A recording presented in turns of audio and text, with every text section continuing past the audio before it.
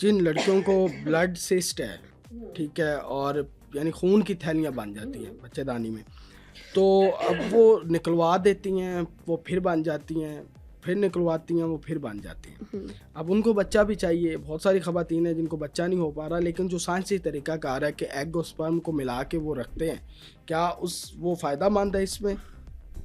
अच्छा, इसमें सबसे पहले तो देखें, डिफ्रेंशिएट करने की ज़रूरत है कि एक हमारे पास जो फीमेल रिप्रोडक्टिव ऑर्गन्स हैं उसमें एक हमारा रहम है, बिल्कुल, ठीक है, जिसे हम यूट्रस कहते हैं, और एक हमारी अंडेदानी है जिसे हम ओवरीज कहते हैं। इन दोनों की रसौलियाँ सेपरेट हैं। जो हमारे पास रहम उसकी यूट्रस की जो रसौलियाँ हैं उसे हम फाइब्राइड्स बोलते हैं, ठीक है, और जो बाकी हमारे ओवरीज की हैं उन्हें हम सिस्ट बोलते हैं। हमारे पास पेशेंट आते हैं ओपीडी में, वो हमें यही कंप्लेन बताते हैं कि हमारे रसौली थी। जब हम हिस्ट्री प्रूव करते हैं कि कहाँ रसौली है, तो वो पेशेंट को खुद भी इतनी नहीं अवेयरनेस होती कि वो कहाँ है, क्योंकि दोनों की मैनेजमेंट डिफरेंट है। अब अगर तो देखें, जो आपने बात की है वो है फाइब्राइड्स के हिसाब से, जो हमारे यूट्रस में रसौलियाँ हैं ये रिकरेंट होती हैं। ये साइंटिफिक है कि अगर एक पेशेंट है उसको फाइब्राइड्स का इशू है, फर्स्ट ऑफ ऑल ये कि ये कंसेप्शन में हिंड्रेंस करती हैं, इसकी वजह से कंसेप्शन आपकी प्रॉब्लम में आती है। अगर आप इसको कंसीव नहीं कर पा रहे हैं और आप अपनी गायनेकोलॉजिस्ट से कंसल्ट करते हैं, फिर फाइब्राइड के आगे डिफरेंट टाइप्स हैं, वो आपकी गायनेकोलॉजिस्ट अकॉर्डिंगली आपको सजेस्ट कर देंगी कि आपको इसको रिमूव करवाने की ज़रूरत है या नहीं है। अगर आप उसको रिमूव कराते हैं तो साइंटिफिकली भी ये सजेस्टेड है कि आप जल्दी अपनी फैमिली स्टार्ट करें, क्योंकि ये चीज़ रिकरेंट है। इससे पहले कि ये दोबारा हो, ये रिकरेंस हो इसकी, आप जल्दी अपनी फैमिली कंप्लीट करें, ताकि आप एक जो आपका फैमिली का प्रोसेस है उसको कंप्लीट कर लें। उसके बाद अगर फाइब्राइड्स होते हैं उनकी फिर डिफरेंट मैनिफेस्टेशंस है, उसके डिफरेंट मसाइल हैं, लेकिन आप एटलीस्ट फैमिली अपनी टाइमली कंप्लीट करें। अगर फिर भी नहीं होती?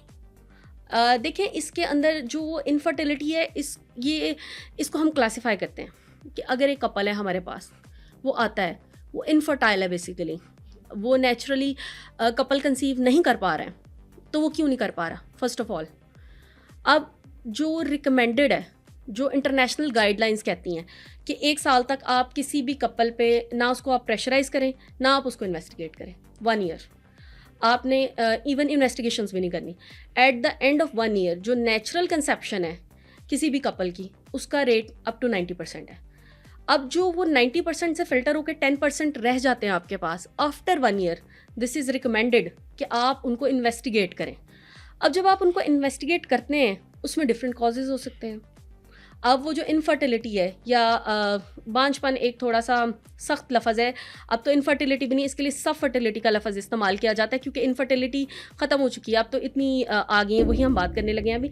अब ये जो सब फर्टिलिटी है, इसमें क्या कॉज है? इधर इसमें फीमेल कॉज है, या इसमें मेल कॉज है, या इसमें अनएक्सप्लेन्ड है। अगर तो इसमें कोई ऐसा कॉज है मेल या फीमेल का कि वो नेचुरली नहीं कंसीव कर पाते हैं, तो उसमें हम उनको रिकमेंड करते हैं कि वो आर्टिफिशियल रिप्रोडक्शन यानी कि IVF की तरफ जाएं। और दूसरा ये है कि कुछ कपल्स ऐसे हैं जिसमें डॉक्टर्स इन्वेस्टिगेट करते हैं और सारी इन्वेस्टिगेशंस नॉर्मल आती हैं, वो कपल को 1 साल का और चांस देते हैं। तो आफ्टर 2 ईयर्स सारी इन्वेस्टिगेशंस अगर आपकी नॉर्मल आ रही हैं और फिर भी आप कंसीव नहीं कर पा रहे हो, तो इसे हम लेबल करते हैं ये अनएक्सप्लेन्ड, यानी कि इसकी साइंस में कोई लॉजिक नहीं है, कोई एक्सप्लेनेशन नहीं है, और इसका भी जो इलाज है वो आर्टिफिशियल रिप्रोडक्शन IVF है। तो IVF एक कह लें कि एक फायदेमंद IVF? बिल्कुल फ़ायदेमंद है, लेकिन हो सकता है बिल्कुल पाकिस्तान में बहुत अच्छा IVF सेंटर्स काम कर रहे हैं। चाहे आपकी सिस्ट बनी भी हुई है फिर भी वो करता है। IVF देखें बेसिकली इन्हीं मसाइल का तो हल है कि आप नेचुरली कंसीव नहीं कर पा रहे हैं, लेकिन IVF को लेके भी ना थोड़े से प्रॉब्लम्स हैं। जैसे हम पेशेंट्स को OPD में डील करते हैं, एक मैसेज जो मैं देना चाहूँगी इस पॉडकास्ट के थ्रू कि काइंडली इस चीज़ को अपने जहन में रखें कि IVF is not a last resort. IVF एक आखिरी हल नहीं है, IVF एक प्रॉपर हल है। फॉर एग्जांपल अगर मैं इसको एक्सप्लेन करूं कि एक फीमेल है, वो कंसीव करना चाहती है, लेकिन उसमें कुछ ऐसे फैक्टर्स हैं कि वो नहीं नेचुरली कंसीव कर सकती, या उसकी अनएक्सप्लेन्ड है और उसे डॉक्टर ने IVF एडवाइस कर दिया है। अब हमारे पास जो OPD में पेशेंट्स आते हैं, उनका इशू क्या है? उनका इशू ये है कि वो उस लिमिट तक वेट करना चाहते हैं जहाँ तक उनकी बस नहीं हो जाती, लेकिन female age matters a lot. अब अगर आप IVF भी करवाना चाहते हैं तो आइडियल एज इज़ बिलो 35 से नीचे IVF में सक्सेस रेट फिर भी अच्छा है।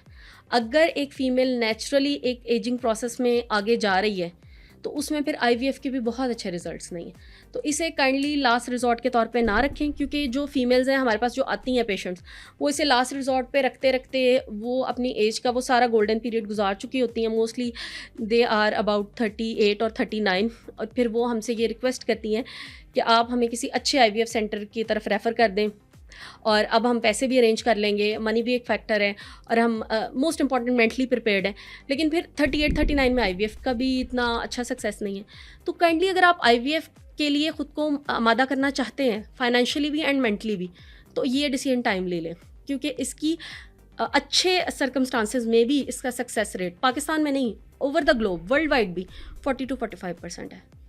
अच्छा, जो नए शादीशुदा जोड़े हैं जब वो कंसीव करना चाहते हैं, उनमें अब मसाइल ये होते हैं कि वो कंसीव हो नहीं पा रहा होता, तो फिर गायनी के जितने भी डॉक्टर हैं, गायनाकोलॉजिस्ट, तो वो मशवरा देती हैं कि आपने जब भी अपने हस्बैंड के साथ बेड लाइफ गुजारनी है तो आपने इस पोजीशन में लेटना है, इस पोजीशन में लेटना है। क्या वाकई ये पोजीशन काम देती हैं? और वो पीरियड्स के बाद कुछ डेट्स भी बता रहे होते हैं कि इस ऑड नंबर के अंदर आपने अपने हस्बैंड के पास जाना है, तो वो भी बता दें ताकि फ़ायदा हो जाए।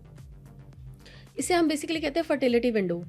अगर एक फ़ीमेल का रेगुलर साइकिल है 28 डे का साइकिल, तो उसमें जो हम फर्टिलिटी विंडो कैलकुलेट करते हैं वो 8 to 18 डेज़ है, starting from first day of cycle. उसमें जो डे 8th है उससे 18th डे तक, उसे हम फर्टिलिटी विंडो कहते हैं। वो एक ज़्यादा चांसेस हैं कि आप उसके अंदर अगर नेचुरल कंसेप्शन के, और सेकेंडली इसमें सिर्फ फर्टिलिटी विंडो का ख्याल रखें, बाकी फैक्टर्स इसमें मैटर नहीं करते। बाकी मैटर नहीं करते, किस तरह लेटना उस तरह लेटना, यानी कि वो अहम ही बातें। चलें, ये तो बड़ा अच्छा हो गया, आपने बता दिया। अच्छा, ख़वातीन के अंदर लिकोरिया का बड़ा इशू है, वो क्यों होता है और उसका हल क्या है? बेसिकली देखें, ये जो लिकोरिया है ये इसके बारे में बहुत सारे मिथ्स हैं, मिसकंसेप्शंस हैं। तो इसमें बेसिकली लिकोरिया एक नॉर्मल डिस्चार्ज है, लेकिन अगर वो इन्फेक्टिव है, उसमें इन्फेक्शन है, देन वो मैटर करता है। अगर तो आप में इन्फेक्शन का एलिमेंट नहीं है तो फिर जो एक नॉर्मल डिस्चार्ज है वो ठीक है, वो आपकी अल्लाह ताला की तरफ से एक प्रोटेक्टिव मैकेनिज़्म है आपके लिए। लेकिन अगर इन्फेक्टिव एलिमेंट है, इन्फेक्शन का आपको कैसे पता लगेगा एक फ़ीमेल को? बिल्कुल। कि अगर उसे कुछ एबनॉर्मल साइंस आ रहे हैं, लाइक बहुत ज़्यादा इचिंग फ़ील हो रही है, ख़ारिश या स्मेल बहुत ज़्यादा फ़ील हो रही है, तो इसमें रिकमेंडेड यही है कि आप फ़ौरन अपनी गायनेकोलॉजिस्ट को कंसल्ट करें। वो आपकी हिस्ट्री लेंगी, आपका टोटके ना करें घर में बैठ के, जी प्रॉपर एक डॉक्टर के पास क्योंकि जाएं। ये इन्फेक्शन अगर अनकंट्रोल्ड रहे तो ये फर्दर ये फैल भी सकता है, अच्छा। आगे भी जा सकता है, बिल्कुल। तो उसमें फिर फर्दर मसाइल हो सकते हैं। तो इसमें जो एक